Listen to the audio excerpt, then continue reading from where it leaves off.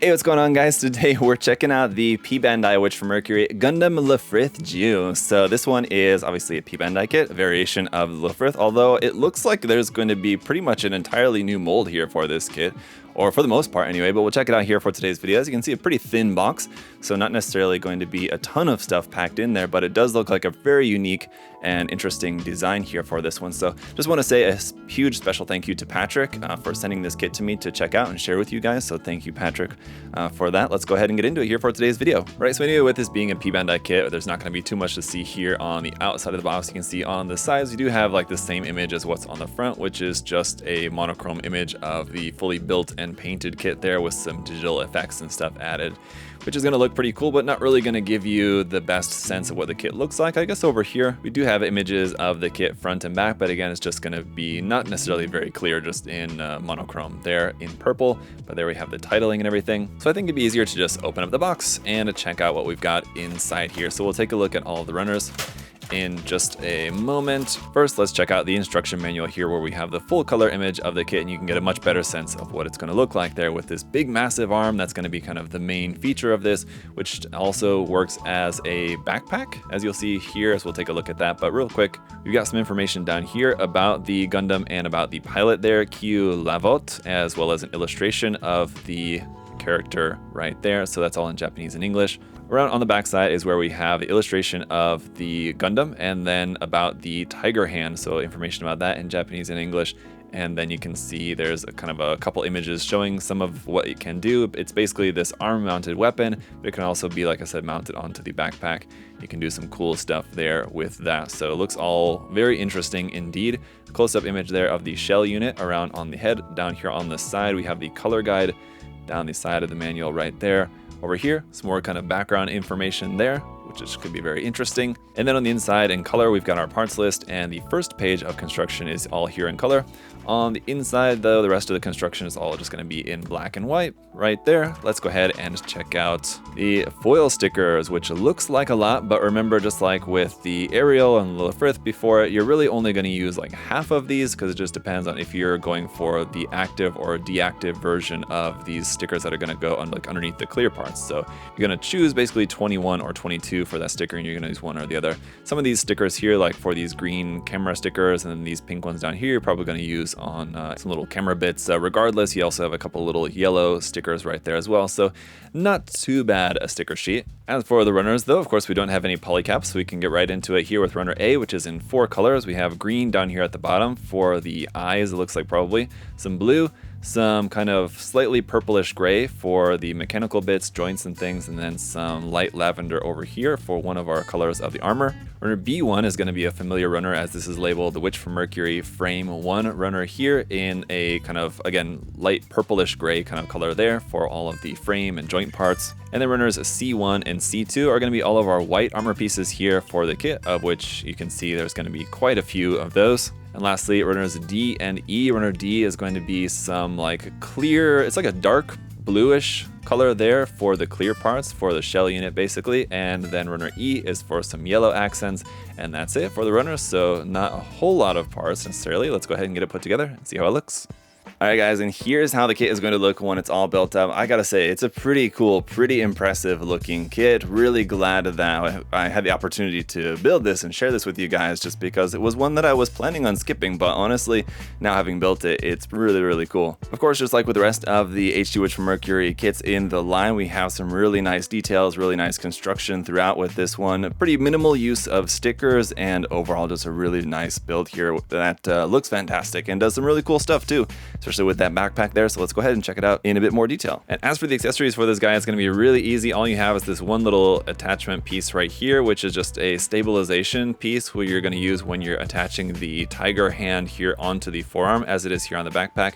That's just kind of your main accessory, and there's nothing else to it except for that. For the stickers, I did go ahead and use all of the activated stickers, so you will have a lot left over for all of the inactive stickers. Also, I didn't use the metallic green stickers here on the head, just because I wanted to illustrate to you guys guys right here that those green parts for the front of the head and also the back of the head is a separate green piece. So if you wanted that to be more metallic, you could use either metallic Gundam marker, or you can put these stickers on there if you want. But just to show you guys how awesome that is, that it's a separate green piece, I wanted to leave the stickers off for the time being. Also, while we're here, I did also cut the safety flags off of the ends of the V fin there just to make those slightly more sharp. But that's it. Otherwise, I mean, most of the stickers are going to be going underneath the clear parts. You have a couple which are not, like this big pink one right there on the back.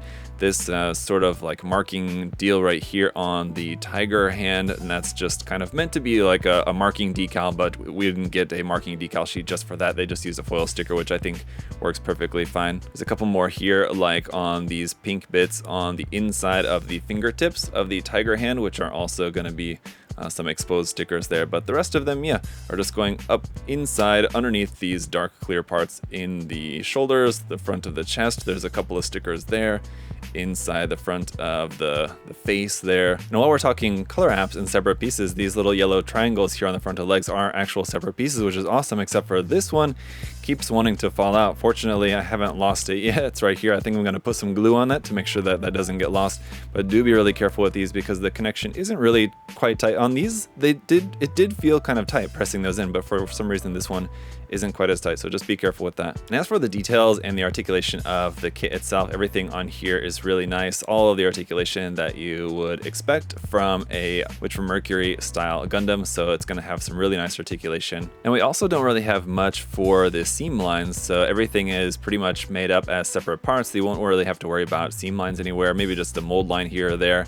On the head, there is an interesting seam here. If you take a nice close look, the top part of that is a panel line detail. The bottom part is just a seam line where there's not a panel line detail there. So what you could do is either take an engraving tool and either extend that panel line detail all the way through the lower part of the head there, or you would need to go ahead and get rid of that seam line detail. But I think you could do that and not really have to worry about anything. The face parts can go in separately, so you could seal those two parts up. The only thing you'd really have to worry about is the green part inside there for the cameras that you would have to worry about painting separately. But let's talk a little bit about the tiger hand. Now, attached onto the backpack, it's just this connection piece here with this ball joint that just fits straight into the back there. And as you can see, it can stand on its own with this attached to the back. It is definitely a little bit back heavy though, so you're gonna have to make sure that it's posed securely. But when in use, we can just actually omit that part. You can just pop that out. There is a secondary handle right here, which we can use, and then there's another handle right here. So you basically can use those two handles for doing a variety of different poses. This part here will kick back like that, and another clear part there with that sticker underneath. This front part here will extend out like that a little bit there, and then you can bend that, which is sort of like the elbow joint, as it were, here of the tiger hand, and that is also going to rotate there at the end. And then the thumb of this is on a ball joint. Each of the separate fingers has a ball joint at the base and then a single joint in the middle of the fingers, so you can do all sorts of cool posing here with this hand, I should say, as it is just the one hand. I know that someone is going to ask, is this able to be built in the opposite direction? If you bought two of this kit, could you make a left hand and right hand? The hand itself, yes, you could swap the thumb onto the other side. That part is kind of interchangeable. The only issue would be this handle part right here is only for this side. You don't have an opposite version of that. I think everything else would be pretty much symmetrical. It's just that one kind of handle part is the only issue you would have, which would be pretty easy to scratch build a new one, or just completely omit that if you didn't really need it. You could just honestly just cut that off. But let's go ahead and try out some poses here with this guy. And like I said at the start of the review, it's a really, really cool kit. I'm really glad that I had the opportunity to build and share this kit with you guys. So again, a big thank you to Patrick for sending this out, and it's a really fun build. If you guys have been enjoying the Witch from Mercury series of HG kits so far, this is one that I would definitely recommend to you guys. Now, being a P-Bandai kit, it's not going to be one that's necessarily readily available or readily available at an affordable price as well, so just kind of have to take that into consideration. But assuming that you can get it for a decent price, I would highly recommend it to you guys, as it is another really fun and very unique addition to the line as well, being that it doesn't come with kind of your standard set of accessories, a shield, beam saber, beam rifle, and you may actually lament that. I don't know, some people might wish that this would have come with maybe some more accessories other than just the tiger hand, which is its kind of main thing, but I think there's a lot that you can do with that unfortunately, so it makes up for the lack of accessories in quantity with just quality, basically. As always, I would wish for more hand options. That's just kind of a given. It would have been cool, especially with this one, to include some like cool open expressive hands as some hand options other than just our standard holding hands that we have included with this kit. But unfortunately, just our regular boring old holding hands is all that we have for this one. But again, I think the accessory in particular, the tiger hand, is just so cool that it's going to make up for pretty much any small complaints that you would have about this. As far as the stickers, it's really not too bad. Most of the stickers are just going to be going underneath the clear parts, and they're just for like cameras and effects, so you don't really need to worry too much about that. The seam lines also, as I showed you guys, is also pretty minimal. As far as the HG kits go, it's all pretty good quality. So that's going to pretty much do it for this review, guys. But if you do have any other further questions or comments, feel free to leave those down in the comment section down below. What did you guys think about this release? It looks pretty cool. Actually, just on the eve of releasing this review to you guys, I saw that we did get the announcement of a Gundam Node P-Bandai kit coming out as well, which does look pretty cool, so I'm looking forward to that one. But if you guys want to check out some more of the HG Witch from Mercury kits, all the standard release ones, you can check the link in the video description to USA Gundam Store. All sorts of other cool Gunpla paints, tools, and supplies there as well, so check out that link in the video description. And as always, guys, thank you so much for all of your support, liking the video, leaving a comment, making sure that you're subscribed. It all helps out a great deal, so I really appreciate it, guys. Thank you so much. Until next time, hope you all have a great day. I'll see y'all later. Bye-bye.